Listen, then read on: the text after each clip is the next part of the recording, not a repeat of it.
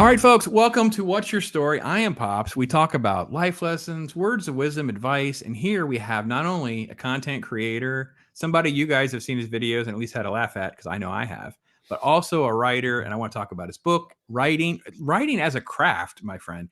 COPA Catania is in the house. How you doing, brother? What's going on? I'm doing great. Thank you for having me. Man, it is not a good day to be a fan of good writing. No, It no, is a it's rough not. world that we live in these days. But before we get down the rabbit hole too far, let's start with you. How did you sort of like end up down that avenue where I'm going to write a book, I'm going to be, and that strong affinity towards writing over maybe some other types of crafts and stuff? Okay, well, I mean, if you want to go deep back into the origin, it was eighth grade when I wrote a fictionalized account of the British invading the Americas, the colonies, back in 1776. And the whole premise I was tasked with in eighth grade was um, you were supposed to be put into the mentality of the uh, colonist when they realize that they're being invaded, that the British are coming, that the war is happening and it's happening now. Hmm. So I was tasked with that story, and I think it was like a 3 to 5 page paper that I was supposed to write.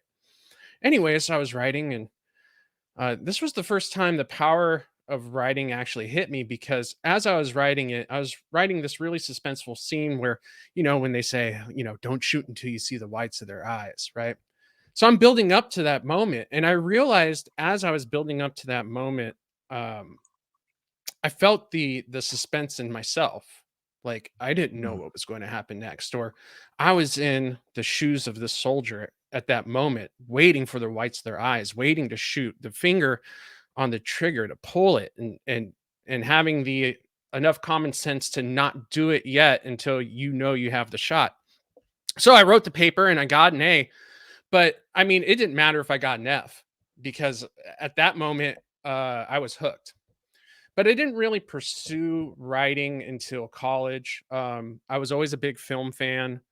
Uh, the cinema was one of those escapes for me that if it moved at 24 frames per second, I was watching it. It didn't Hmm. matter. Yeah. So, and it helped that my mom just took a part-time job at a video store. So she always came home with like the newest like movie that just came out on tape and stuff like that. It was Right. one of those small little rental houses that got eaten alive by Blockbuster when that became a giant success. So anytime she brought a tape home, I was watching it, as long as it was age appropriate or they deemed it appropriate. And yeah, high school I met up with a couple guys who were really into film as well, and they kind of flooded me with international stuff that I've never seen before. A lot of John Woo films all of a sudden was Hmm. in my repertoire of things to watch and rave about, and things like The Killers and French films all of a sudden were a thing that my parents, they're both Navy, so watching foo stuff like that was kind of like, I don't want to watch art house experimental French films from the 60s. So But I that, got but into that, that.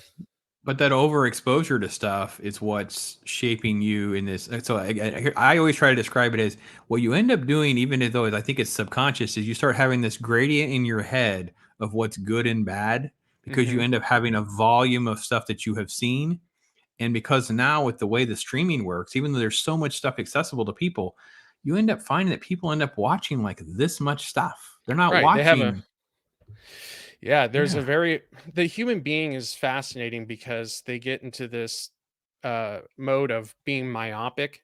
Like I know what Hmm. I like and what I want to watch, and anything out of that purview is exactly that. It's out of my purview. I don't want to watch it, don't want to experience it, don't want to see it. So, yeah, but but through my fascination with film is where I really got immersed with it, and then it just kept going and going and going to where I was like, what else is out there? What else is out there? What's from China? What's in Japan? What's going on in France? What's going on in England? Who's putting out what? Italian films Hmm. like The Bicycle Thieves, like oh my god, I've never seen this before, and this has been out for 60 years when I caught up to it, and wow, hello. So yeah, so high school buddies, because they were duping everything. Anything they got, they duped onto videotape and then spread it around. So after that, when I got into college, and every pretty much 90% of college kids when they get in, they go, "Well, what the hell do I want to do with my life?" After 2 years Mhm. of doing general ed, what am I doing? Um, I was like, I'm getting into film. And that's what I did. And the first thing I did was get into a screenwriting class, a screenwriting course. And that's when everything just pretty much took off from there. Um, Gotcha. yeah. Gotcha. So, So when you look back at sort of like some of the general things that influenced you or maybe mentored you, is there a certain teacher or role model of someone else that also was just like the pat on the back and encourage you along the way? Because let's be honest, the creative stuff like that, sometimes a lot of parents and our family and friends are like, "Yeah, you mhm. sure you don't want a real job?" Right. Right, right, right. Yeah, exactly. Yes, there's two specifically, and they're both from college. My screenwriting teacher is also my mentor. He took me under his wings far beyond the screenwriting course that he taught, and that is Roger Ernest. And we're great friends to this day. He was invited to my wedding, and yeah, he's just a huge influence on me. The man is just a walking library of art knowledge, not just in a cinematic sense, but in a general sense. I mean, you could just sit down and he's going to teach you a course in 2 hours about philosophy and art styles, and why modern art, certain modern art that people look at like Jackson Pollock, is actually a good thing, and things of that nature, and what Jackson Pollock really means. And you might not agree with him, but man, you're going to go through some rabbit holes with him. And he's blessed me with his presence and has actually kept me around for I don't know what reasons why. But anytime I get a chance to pick his brain, I do. So there, Hmm. that's him. And then the other one is another professor of mine from the same school, and his name is Stephen Hirohama, and he is a commercial director, and he also has mentored me far outside the range of what a professor usually does. He took me Hmm. under his wings and taught me the ropes of commercial film directing, and uh, I can't say enough good things about him. He's the one who unlocked the doors to Hollywood for me, got me into some spaces that normally someone my age at the time wouldn't get into. Hmm. Uh, all of a sudden, I'm 23, 24, 25 years old, and I'm rubbing elbows with some of the bigger named directors inside the Directors Guild of America there in Hollywood. And sometimes you sit there and take a step back and go, well, what am I doing here? Why am I in the middle of Hmm. the Directors Guild watching Avatar for the first time with the producers of Avatar, or things of that nature? Or why am I watching The Exorcist being screened by the director, William Friedkin himself? Like, why am I sitting here right now? And that's all through Hmm. him. He's been a wonderful influence on my life as well. Uh, what is one of the things that you think, as far as like the advice, something that they told you or helped you with, that a young writer, maybe they're in college like yourself, they're like, I kind of want to go this, but you feel like there's a gap or something that you could do to kind of like level them up a little bit faster than what they may normally get? Yeah. What I was always told is the truth, and that is stick with it and see it to the end. 98% of the reason why people don't finish their writing is because they don't see it to the end, or they don't start it. So as soon as you Hmm. start writing, you need to see that story to the end. And you already have 98% of the game beat. You're in the top 2% just by finishing your screenplay or finishing your book. Hmm. And That's that's what I heavy. was always Yeah. that's yeah, and that's what I was always told was you start this, you finish it. You go all the way through to the end. And Hmm.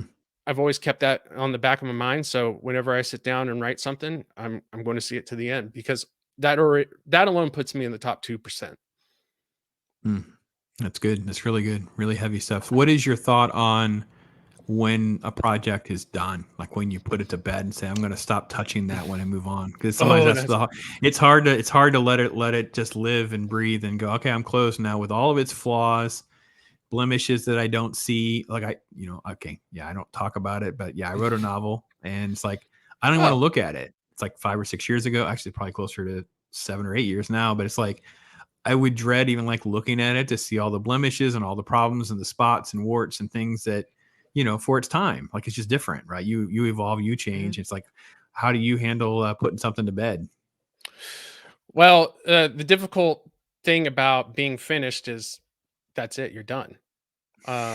So so it's like So easier it's a said than done. right. People don't realize that, but something like, let's say, novel writing, you're sitting there for 6 months to a year trying to perfect this story that you want to tell. Finally, you get it done and you write the end, and maybe it's your third or fourth draft, however long it took you to actually feel good about the story. And then that chunk of your life is gone.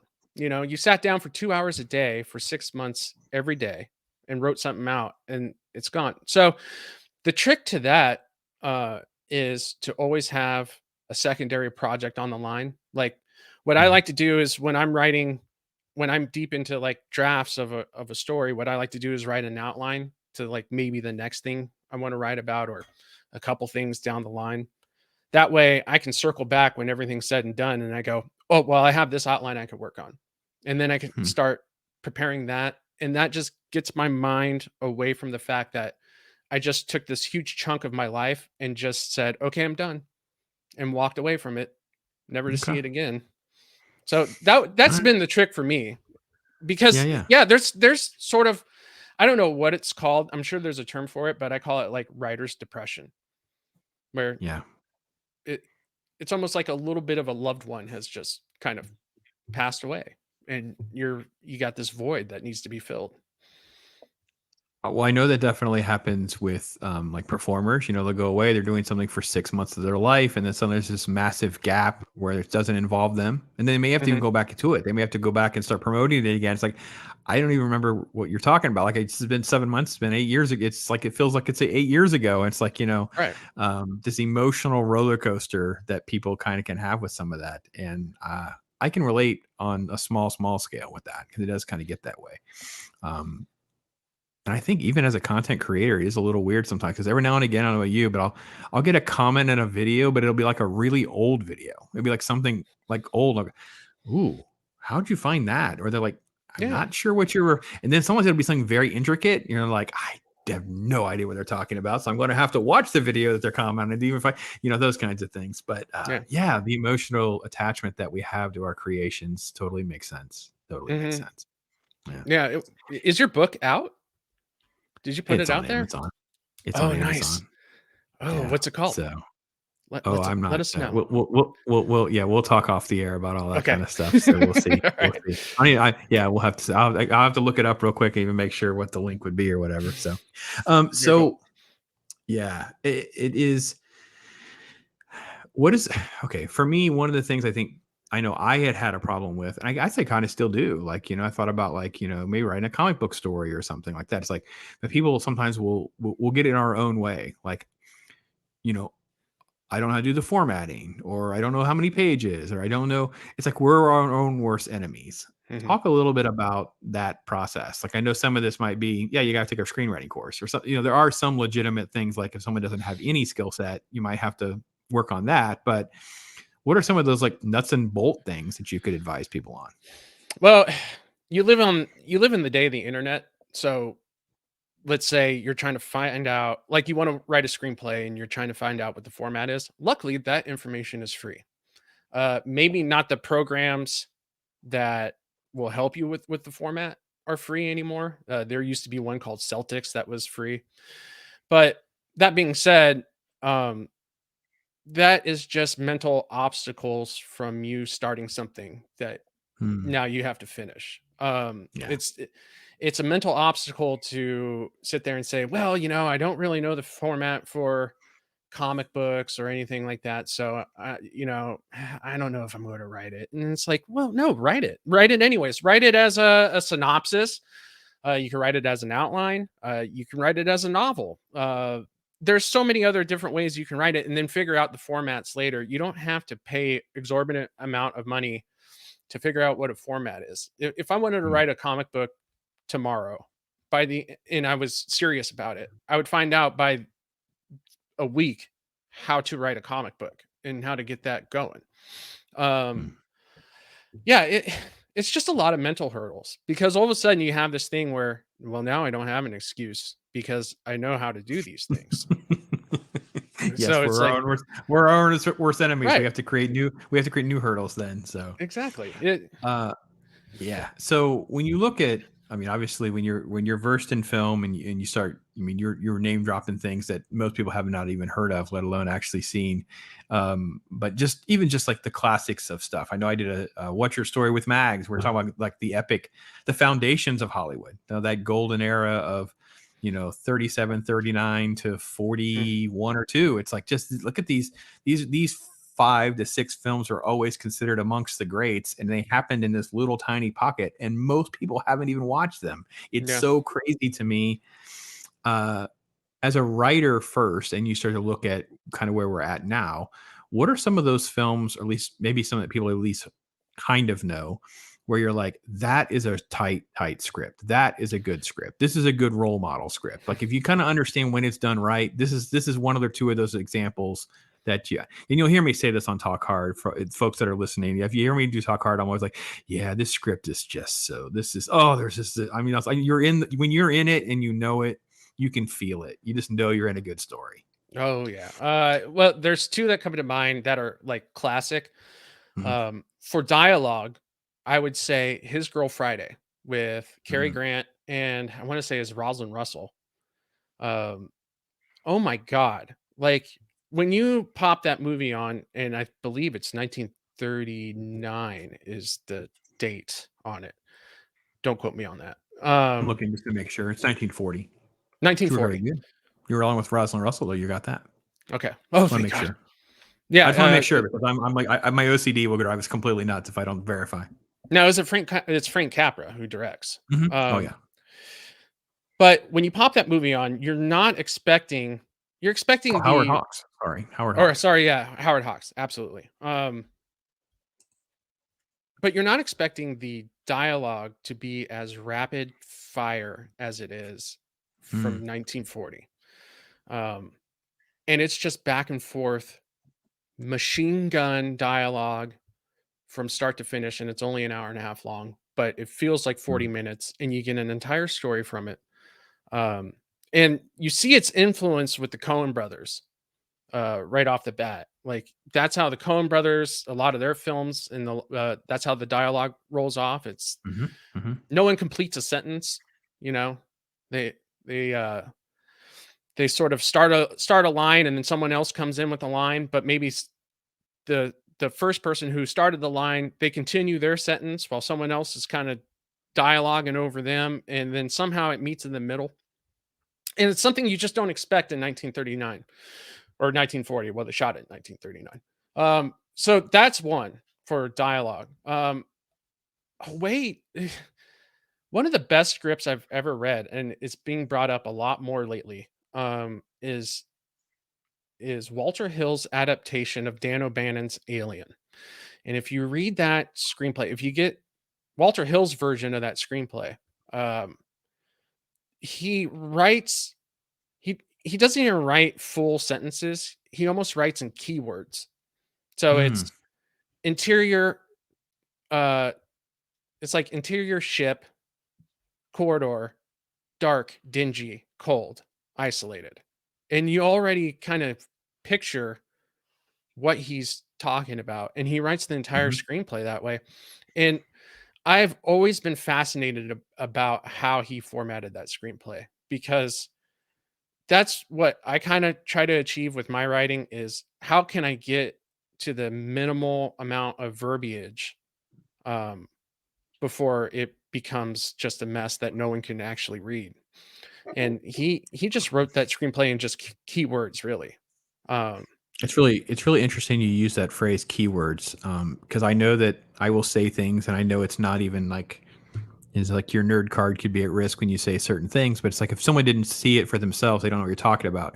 Like when I read the Matrix screenplay and the very final scene, it always struck me where he's got the case, he's got his coat, and he just Neo flies for the first time, right? mhm. But in the screenplay, it says that his coat is billowing, and I'm like, ooh, that's heavy. That's, Yeah. I mean, like I remember circling that, and I thought to myself, see, that's something, right? It's like, I know it sounds silly to like reference the Matrix of all things, but it's like what you're saying is so right. Using the words like dingy and isolated for a Right. sci-fi interior of a ship kind of tells you your tale. Like it just, there's so much information in those two adjectives that communicates to the cinematographer, to the production design, and everything else that you want to see on screen. I think that's what the brilliance is. And do you think that, especially with older stories, because they had to come up with what, to me this is the lost art, because they didn't have money, they didn't have tech, so a lot of things were done with like these very creative ways, and now we use cheat codes on computers to get around some of those things where Hmm. it's just lost. Like we just, I heard someone explaining, I don't even know which movie they were referring to, so I'm going to blame the MCU because it most likely was related to them or something that that company probably owns, and they forgot to when they, I don't know if they, when they shot the scene, anyway, they CGI'd in like the dirt on their faces or something like that, because in that scene they would have, it's like they just did a reshoot and they just threw it together, and they had a couple pieces of dialogue they had to get, and no one thought, oh, by the way, they're standing in, what, a fire explosion had happened or whatever, and it's like they just CGI stuff like that in. That would not happen in the 70s. Holy No. cow, you would never have gotten away with that with like a Coppola movie or something. Like they would have been out of, get back to your trailer. You are not Hmm. done for this shoot. You are not ready for this shot. Right. You would never work again if you had these kind of blemishes on your resume. Yeah, yeah. You had Henry Cavill, who's in the middle of I Oh think it was yeah, Mission great Impossible example. 6, Yeah. and he got called to reshoot Superman. Yep. I think it was Superman versus Batman, and he had the mustache still, and they tried to It's the see. Justice League. It's the Justice League Yeah, reshoots. okay, And yeah, they got yeah, a so CGI. They got to do the CGI upper lip, the famous Henry Cavill lip. Yeah, yeah, yeah. That's yeah, yeah. and back in the day, there's absolutely no way you get away with that, and you can see it. It's just awful. I can't watch this movies again. I'm really No, having a hard time right now with a lot of things. Like it's just you're it's so broken. It's so broken that, and I said it to Matt, our friend Matt, THT, mhm, the bear, the unbear, right? yeah, We were talking. He was on my comic talk this morning, and we're recording this the day we're recording this, folks. You're watching this a couple weeks ago, by the way. This comic talk had happened, and I said, once you see it, you can't unsee it. And that right. is so true with the human mind. Once our mind sees it, we can't unsee it. So once you see Henry Cavill's lip, Yeah, you're locked on. You're locked on that upper lip, dude. it's like you You're living on that upper lip. I'm freaking Wayne in Wayne's World. Austin Powers going moly, moly, moly, moly. Like I just can't Yeah, look away. I just exactly. can't. I can't. I'm broken. I'm like, oh my gosh. Lip, lip, Yes, my lip, lip, wife lip, lip, lip. would be like, oh no, no, no, no, no, no, no, no. Yeah. So, Yeah, yeah, yeah. uh, But I think to add on to what you're saying is we live in an age where filmmakers look at the green screen as the problem solver. And back in the day, it was we have to solve these problems. mhm, We creatively have to mhm. use our minds to work around certain limitations that we have. We live in an age where we think we don't live inside limits anymore, and filmmaking has this open sandbox feel to it, and I think that's why partially um, we have a problem with our culture and entertainment now. Is you have a bunch of people who just go, well, I mean, why can't Ant-Man 3 just be on top of a green screen for 98% of the film?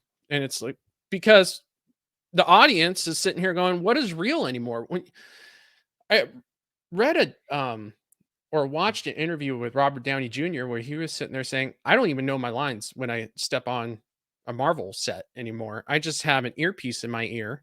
I wear a green screen shirt so they can digitally add in the suit. And I just say my lines that are fed to me through my earpiece. I It's don't think I so ever saw him. artificial now. I never heard him admit how manufactured and cheap it all is. That actually makes me even more sad. Yeah. Um, I yeah. believe it was So on Joe Rogan that he said that. wow. So, like for instance, I'm so happy you brought up Quantumania because this has really been the one that hit me hard this week, or maybe it was last week.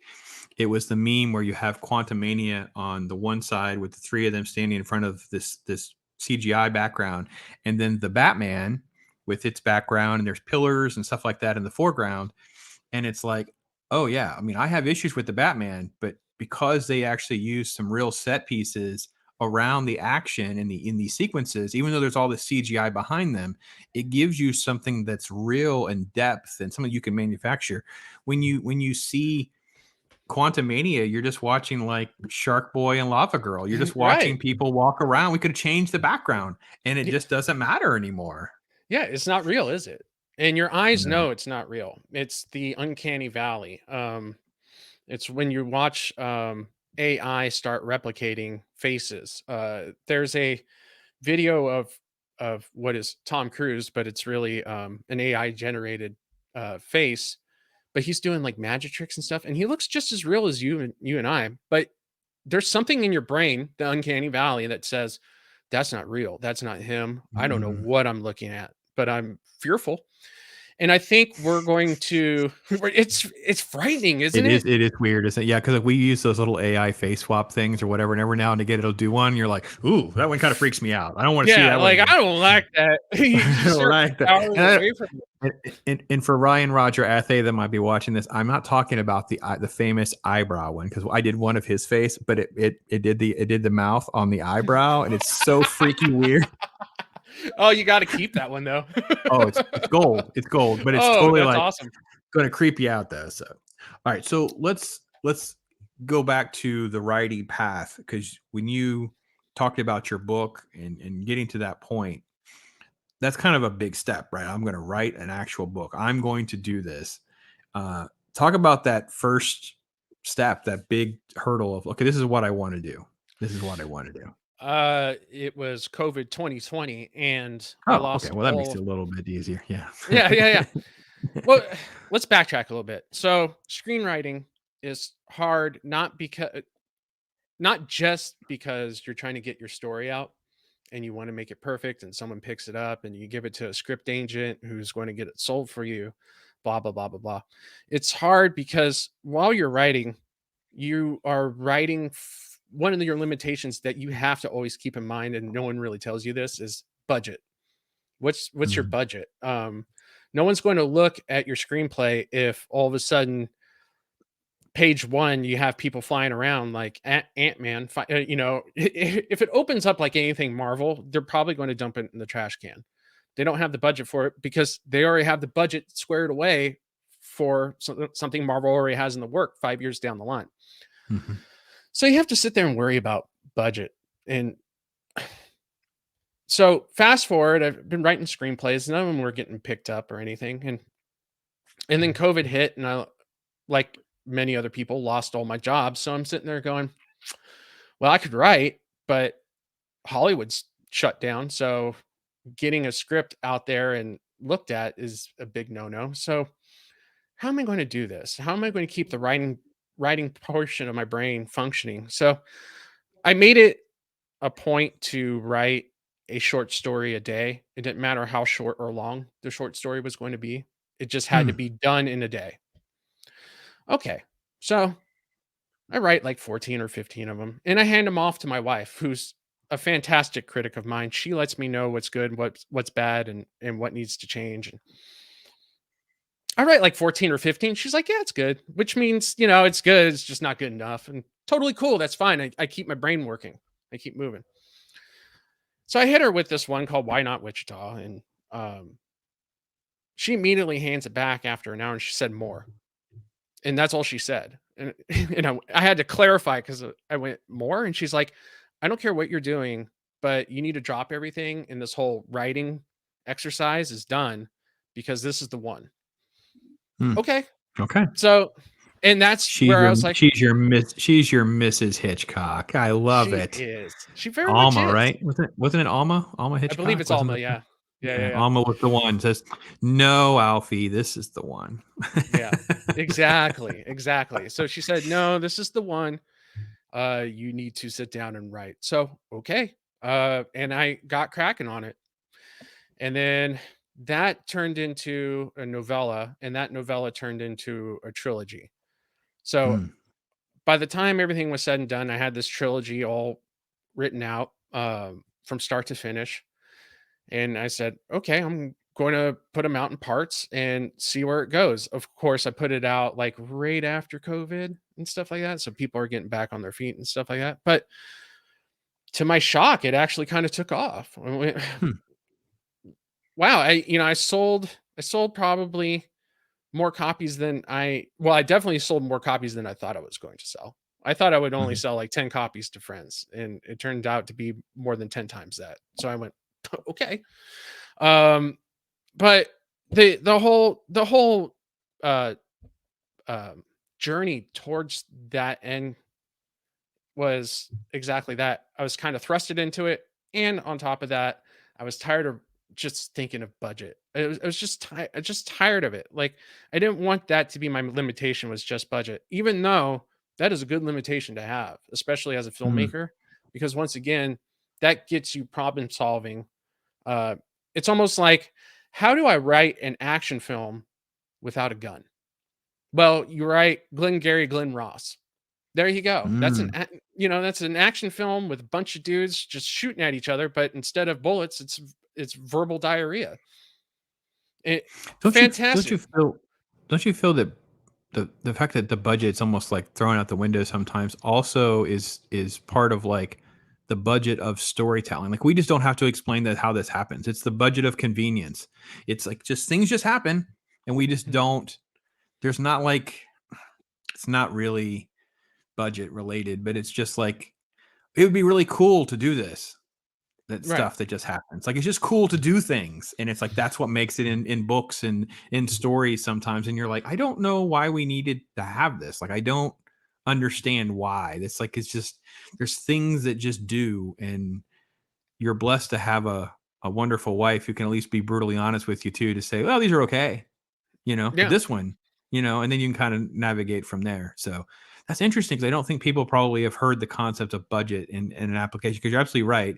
If you're writing the next sci-fi, cowboy adventure, it's not really a hot commodity right now because they're going to use a regular IP. They're not going to buy yours. So you're probably better to go to a more of a natural publishing outlet to try to, get its wheels going to have an audience to figure out some sort of other media source rather than trying to go screenplay route. Just Right. logistics with just how it is right now. So, And this is a wonderful fascinating. way to backdoor yourself into screenwriting. So, I'm not saying that's what I'm attempting to do. I'm just trying to put out something that was entertaining to me and to some other people, and I was like, okay, I'll entertain other people with it as well. I'm sure they'll be entertained as well. Mm. But it's also a wonderful way, like, hey, you got like a superhero comic bookish thing, but you can't like cobble the money together to even put a comic book together. Reimagine it as a little novel, and whatnot, and put it out there on in the interwebs. I mean, we live in a day and age where self-publishing is totally fine. It's not a weirdo thing where it's like, oh, you're self-published. It's no, it's Mm. self-published on Amazon. You could go pick it up. There's no. It used to be back in the day, like, self-publishing was a nasty term. Straight to video was absolutely a Mm. nasty term. Like, Yes. oh, you work in that part of the industry, the straight to video Yeah. part? Now it's, "Oh, yeah, it's streaming on Netflix," and everybody goes, "What?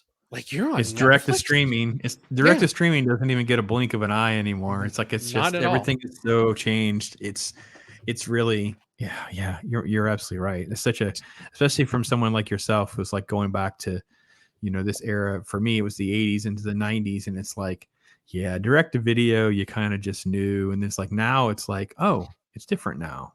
Yeah. So yeah. And Anyway, that's the thing fascinating. too, is you also live in a day and age where YouTube, Vimeo, Rumble, what are they? They're platforms. So if you have like a half an hour, 45-minute short that you want to put out and you have the budget for it and do it, well, go ahead and do it. You don't need the approval of these production companies anymore. You just put it out there and people will gravitate towards it. I guarantee it. Mm. Hmm. Yeah, no, I think you're absolutely right. It's funny that you say that too because, um, oh, geez, I'm having a hard time with his name. The director of The Crow, Alex Proyas? Proyas. He has Proyas? Proyas. Proyas has a YouTube channel, and he has this video about just make your GD movie, just make it. And it's like Just make basically it. it's just with You have AI help. You have all these other different tools now that you wouldn't have had. That just make it. Like what could you possibly have to lose in the market? A Exactly. place where just anything can happen. So it is fascinating that that's the case. So coming from such a writer-centric background, again, for those of you who don't know, I navigated away from that post-college. I worked in the medical fields. There's a lot of medical writing that was required for what I did.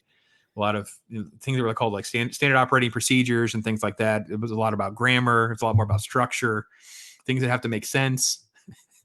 Not a lot of waste in operations. Like you're not allowed to just like drone on about how to do something. You have to get to the point.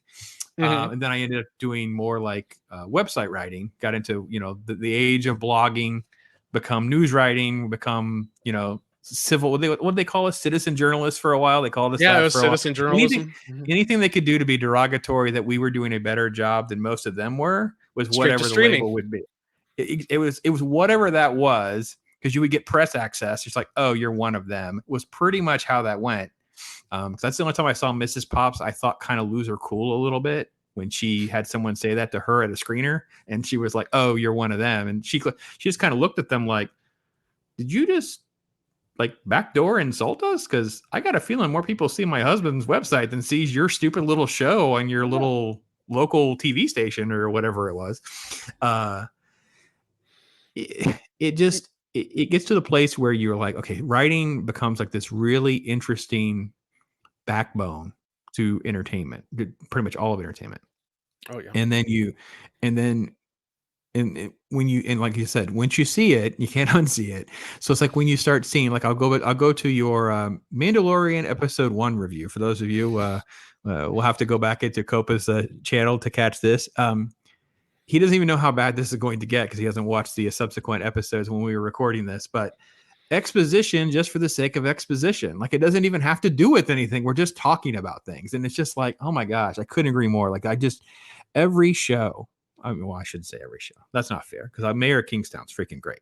Yeah, Some and Tulsa some of King, these shows, any Taylor Sheridan show, oh my, you he could is take he is that and put it over to the side. he is the GOAT right now, right? Oh, He yeah. is the GOAT right now. Like, this whole Terrence Winter and Tyler Sheridan's, and there's a little group. They're over here. Let's just take Mhm. them off the plate. But most of this Rick and Morty crowd, let's just take that. All those Rick and Morty alum who are now writing the rest of entertainment for some reason and not writing Rick and Morty. It's like, we'll just talk about things. They just talk, and you're just like, okay, why are we even doing this? Like, there's no why in this scene, in this episode, I don't even know this season. Mandalorian may go through the entire season, Copa, and we will never know why he even wants to go back to the religion that he just abandoned 5 seconds ago when he adopted this little thing that has no purpose whatsoever other than just for him to talk at. It's like a purse puppy. Baby Yoda has been reduced to a purse puppy. Well, we're just going to go over here and we're going to talk about what we're doing and blah, blah, blah, Yeah. because we need the people at home to kind of like, oh my gosh, it's so unbearably irritating and bad. And as someone who's more like, I'm going to call you a professional writer, whether or not you do or not, it has to make your head hurt at least a little bit behind the eyes. Well, It does me. it gives me, I almost want to, I pray for, a stroke when I watch shit like this, Sometimes. or I should say stuff, I don't know what the cussing level on It's the okay. show Yeah, is. we do a PG-13. We won't throw you out of the club yet. Okay, okay. Uh, So I'm yeah. good. I got 2 more S words left. I'm gonna hold on to them. Oh, If it's Mrs. Pops is PG-13. cringing right now. Oh, no. Oh, okay.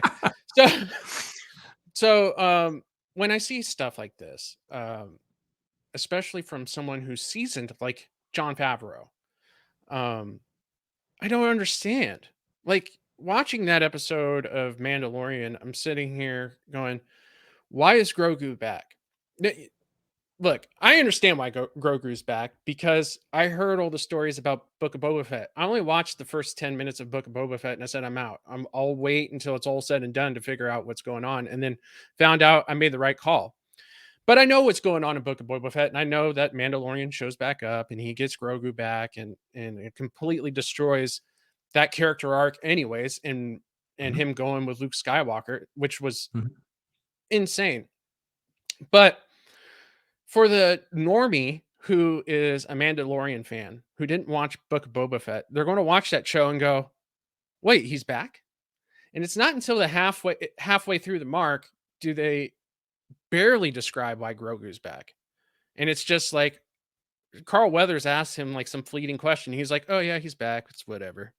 That's what Mando. That's how Mando treats it. Is, "Oh yeah, he's back. Whatever." And I'm thinking to myself, you have an entire section of audience that doesn't understand that Grogu left with Luke Skywalker in season 2, and all of a sudden he's showing back up in the Naboo starfighter. This doesn't make sense. And then to use that character for no other purpose other than Mandalorian is uh is using through dialogue the exposition, like telling him the exposition, like, oh well, this is how we don't deal with pirates. You never deal with pirates. And oh, this is a planet that has this, that, and whatever, and we're going to go visit here, and over Mhm. here is the Mandalorian castle. And you're sitting here going, I can figure this out in 5 minutes. In 5 minutes I'm going to figure out where this castle is anyways, so you don't need to tell me. It's And just to a make it worse, then they'll repeat themselves. That's my favorite. I can't tell you how many times in these 2 episodes of Mandalorian we've had to discuss how nice Mandalore was before.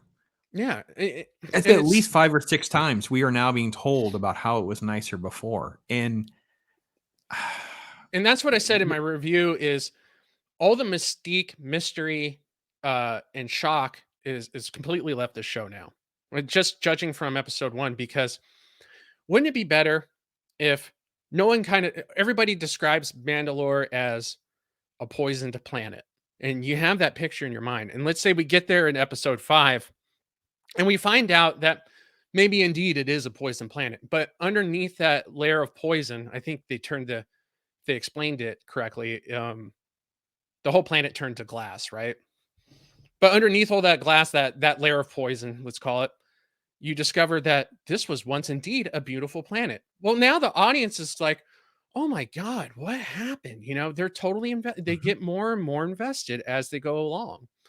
Um, but they just completely blow it. I make this case in episode 1, the review, where uh they're they're in the asteroid field, and they're having the space battle, and all of a sudden there's a pirate ship that is pretty much sitting there waiting for Mandalorian. Now, it's not shocking to us because 20 seconds prior to that reveal, we have the pirates talking to that ship, and we, the audience, see it. And they've completely stripped the entire shock moment of that. So when the Mandalorian actually comes head to head with that ship, when he turns the corner of an asteroid and he sees the ship, well, you go, "Oh yeah, like duh." I mean, he Of didn't course know it's there. yeah, of course it's Yeah. there. He didn't listen to the pirates like we did. Yeah. Yeah. They've lost the point of view of the show completely. Hmm. And you can tell Hmm. now that the only reason why we're making this show still is to sell more merchandise. We want to sell more IG-11s. That was obviously a hot selling toy, or we wouldn't be bringing him back. Uh, Clearly, we need to sell more Grogu's. And and this writing room is completely void of any kind of creativity, because if if there was any creative backbone to this show or to Star Wars, it's, well, let's just come up with a new character for Mando to pal around with for the next couple seasons or the next season. Or let's come up with some interesting robots that we've never seen before, some interesting droids that we've Hmm. never seen before in the world of Star Wars. Some amalgamation of, I don't know, something else that came out of Metropolis, a silent film from the 20s. But they don't do that. And Hmm. so yeah, the creativity from the show is completely wrecked at this So point. so what makes Tyler Sheridan stuff so good? Tyler Sheridan he makes you connect with every single character on an emotional level. And that is not to say that you agree with them. Like, let's say with Yellowstone, you have the daughter who is, you want to talk about poison planets. She is a poisonous character. But there's something about Beth that you understand on a basic human level. Um, Mhm. and it's through that you kind of go, there's still some good in Beth, and I think there's something that we can resurrect out of her, or we wish to see that resurrection come out and play a little bit. And I think you kind of get that feeling in season 4. It starts. I haven't watched season 5 yet, but season 4, she starts to really, when they adopt the child, that's when her motherly instincts start to kick in, and she's still hardcore, but she's not as poisonous as she used to be. So I think Tyler Yeah. Sheridan understands, like, even with your antagonist, you understand them on a basic philosophical level. There's a moral contradiction that he's always playing with as well, Mm-hmm. right? Like tries to figure out how so I'll contrast two things that have happened here recently for us, and that is in like Mayor of Kingstown, you have characters that go right to the edge of becoming the monster, and then there's like a brief hesitation of, oh, God, I can't go further. I can't become the monster. And then you have a show where it's like such a like the it was The Last of Us, and it's like it's a typical cliche. You exactly know what's going to happen before it happens because you know that they're not going to ever either go too far or too good. This is literally just a cartoon character. It's just exactly what this character is going to be. And for some reason with him and his show and his team and these types of shows, there's 4 or 5 of those creators. They're all attached to this stuff we've been talking about. It dates back, guys. It dates all the way back to Sopranos and Boardwalk Empire and all the Yellowstone, all the spinoffs of Yellowstone. Now Tulsa King, now Mayor of Kingstown. We can go from there because they each have 2 or 3 branches that go in there. And it seems like the writing is so next level for that. And then for this other stuff, it's so hollow and empty and missing.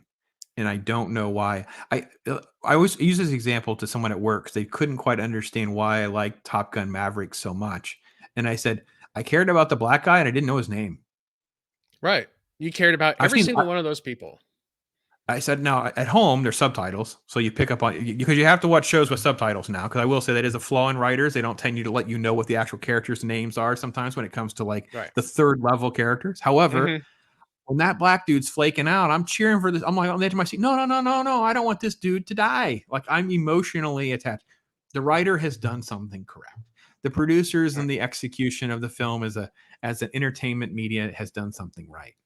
When I watch a show like Last of Us, which that's the one I just watched today, I just don't care.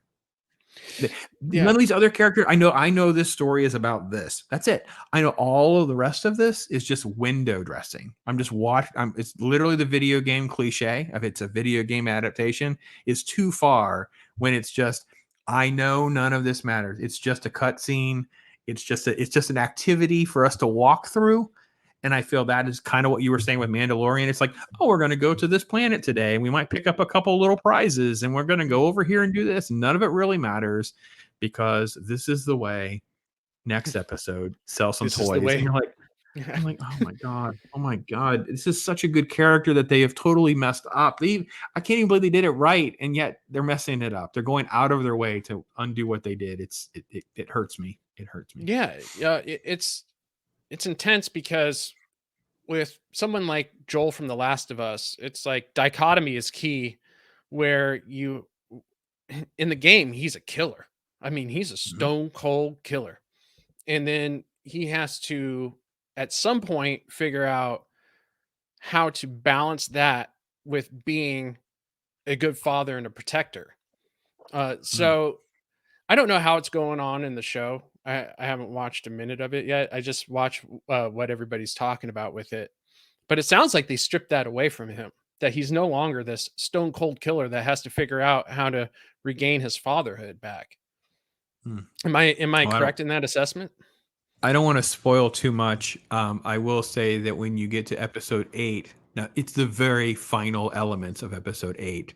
It's, oh, by the way, yeah, I know he hasn't been like this, and he hasn't been like this in a while, but yeah, it's still there. It's like these little moments Right. of like, yeah, but I had to sit through, 35 minutes of I don't care, and I had to sit through, 40 minutes last week of I don't care, and it's just like that's kind of the problem with many of these shows. It's like we're not So here's the thing about like Mayor of Kingstown. I go back to that as well because this week is Mayor of Kingstown episode 8 for me, and this is an episode where they kind of put the main character aside for a minute.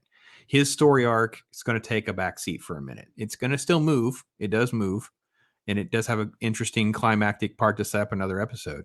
But he took all of the other characters and go, okay, we need to move all of them forward. So a ton of other stuff's happening to all of these other characters that impact our main character. And it's like, okay, but when you do a show like Last of Us and the Mandalorian, because let's face it, half the people in Mandalorian won't show up until the script just conveniently says we should go back to Tatooine or says we should go back to this, or it just, there's no rhyme or reason. They just do things. Last of Us is just, well, we keep moving through the video game. We don't really never see, it doesn't really matter if you remember who Tess is or you remember, I don't care. I don't care. I just don't. Yeah. And Andor was, I took a lot of heat on Andor because I said, so all these characters died in this episode and none of it trended on Twitter because none of you know their names. And this person Right. was so offended. And I says, what are their you don't know their names if you don't Google them because you don't really care. They just came and they went and they don't matter. And the main character can't die because we know what the stakes are. They've written themselves in a corner by doing a prequel. Right. You know he's showing up in Rogue One. Yeah. So yeah, it's what they needed to do is exactly that, was to build up the secondary characters around him and then go, who's making it and who's not. And you can also play with the idea of, well, we can find out why Andor shows up alone in Rogue One. Like, do they all die? You can mess maybe he around had with to that. sacrifice. Maybe he had to sacrifice all of them for the mission. Right. You know what I mean? Because that's what I would write. I would have written Andor.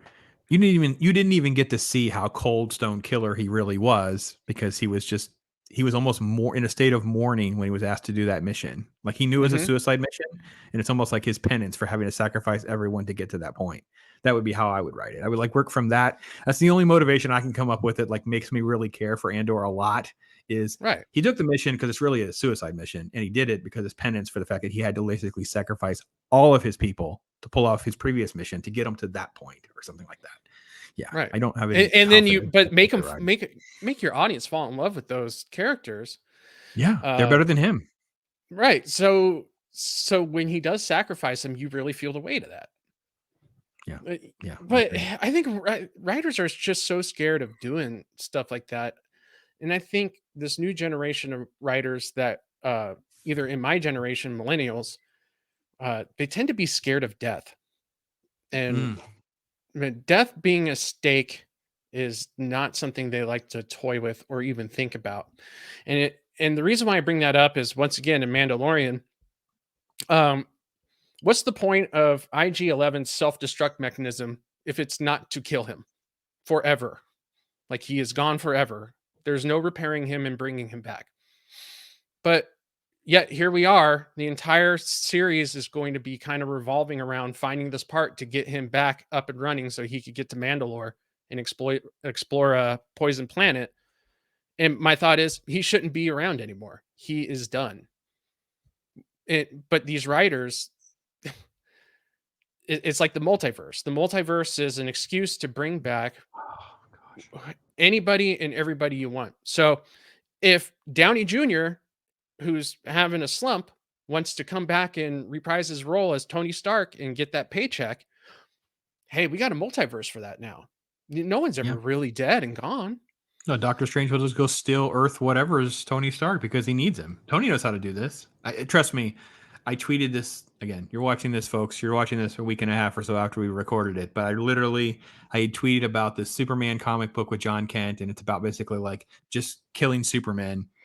And I tweeted at the writer and the company and says, I don't want to be the one to tell you guys this, but we really, really don't want to watch our heroes get killed over and over and over again.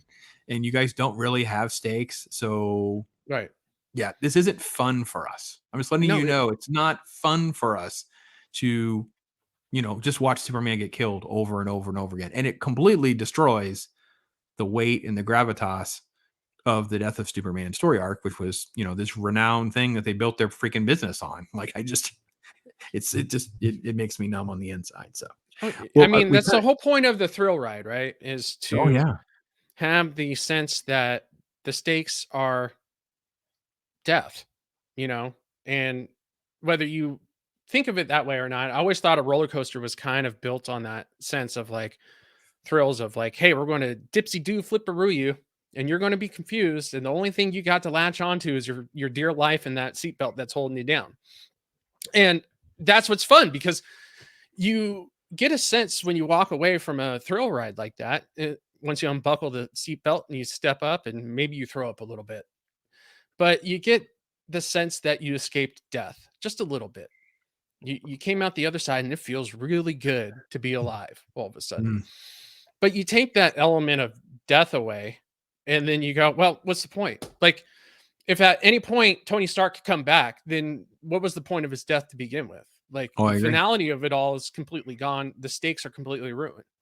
This was It right. makes This was Rise of Skywalker for me, right? Because they went through the scene, and I'm hating the beginning of the movie anyway. But I'm going along. I'm just biting my tongue the whole time. And there's a scene where Rey loses control of her little lightning powers and blows the ship up that has Chewbacca on it. We didn't even wait more than a few minutes before we undid that for the audience. It wasn't even a big reveal in Act 3. It was just undone in a few moments. And I'm like, Mhm. what the heck's just happened? And of course, C-3PO, they have the exact same thing. We're going to destroy his memory. He'll never be C-3PO again. Oh, wait, we can reboot him if we do. I'm like, I don't understand what the point of us. Why are we even having a movie if there are no stakes? Zero, none. You know, Yeah. it's like you buy a ticket now and you go, everything's going to be okay, and then you sit down and watch it, and your brain just goes to mush. You're not thinking about anything. You're not worried about anybody. You're not emotionally invested in anything. And then you come out the other side and you go, well, now what do I do for 2 hours? Instead Mm. of going, everybody remembers that time they come out of the cinema and they go, what did I just watch? Oh my Mhm. God. Like, and you can't, the best movies to me are the ones that I don't fully have a grasp on yet, but I know they're really good. And I'm thinking about them a couple days later. You know, it's something like 2001. For the first time someone's ever seen 2001: A Space Odyssey, I guarantee you're not going to pick up what that movie's about. And you probably still won't if you studied it 30, 40 times. But first coming out of that movie theater, I guarantee you people came out and went, I don't know what I just watched. I don't know what I just watched. I know it was good. I just don't know what I watched.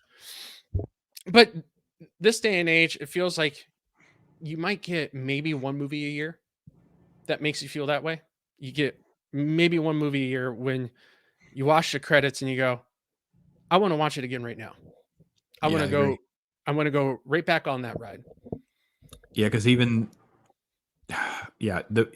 even in a good year, you might have just a couple. I made us do a video how there are 5 better Indian cinema films than there are 3 to 5 of the Oscar nomination. Like there are 3 to 5 Oscar films that are just mediocre at best. They're not rewatchable.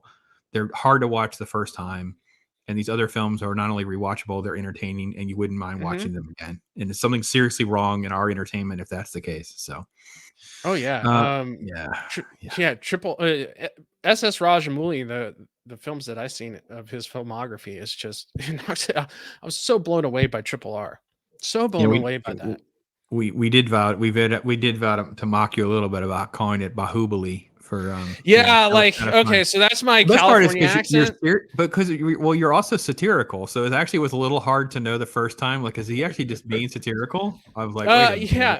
minute. Yeah. The second one was definitely satirical, but the first one I was just I was saying Bahubali because it's just my California accent, and I forgot to ask my wife like how to pronounce it. So I just went along with it. But yeah, It's like Brahabali, dude. It's Bahubali, Brahabali. dude.